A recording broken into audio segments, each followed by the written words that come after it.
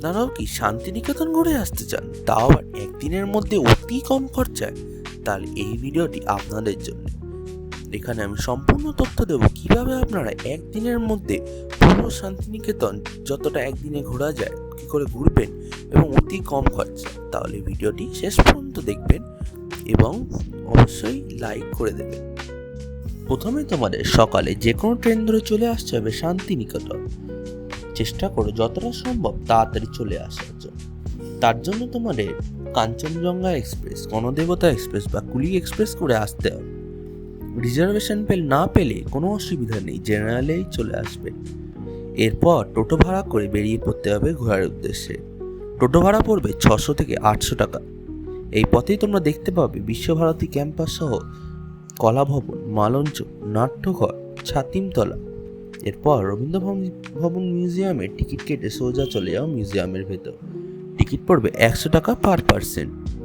তোমরা মিউজিয়ামের ভেতর দেখতে পাবে বিভিন্ন রবীন্দ্রনাথের জিনিস এবং রবীন্দ্রনাথের নিজস্ব থাকার জায়গা, যে বাড়িগুলোর নাম উদয়ন, কোণার্ক, শ্যামলী, পুনশ্চ, উদীচী।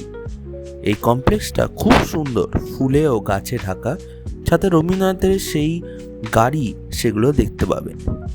এরপর এখান থেকে চলে আসো ডিয়ার পার্কে। এখানে টিকিট মূল্য কিছু লাগে না। এখানে তোমরা আধার কার্ড দেখালেই তোমার টিকিট দিয়ে দেওয়া হবে। এখানে প্রচুর রকমের হরিণ তোমরা এখানে দেখতে পাবে। এরপর চলে এসো সৃজনী শিল্পগ্রাম।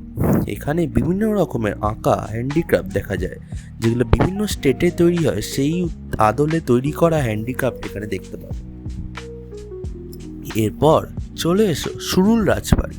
এই এক অপূর্ব সৌন্দর্য, যেখানে তোমরা বিভিন্ন রকমের নীল দেওয়াল, এক রাজসভা পরিবেশ তোমরা অনুভব করতে পারবে।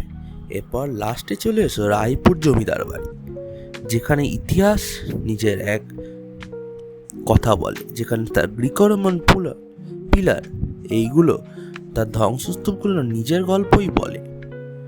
এরপর খাওয়া দাওয়া সেরে বাড়ির উদ্দেশ্যে রওনা দাও।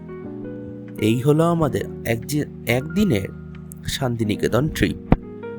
ভিডিওটি ভালো লাগলে অবশ্যই লাইক, শেয়ার, কমেন্ট এবং চ্যানেলটিকে সাবস্ক্রাইব করো, পেজটিকে ফলো করো। টাটা।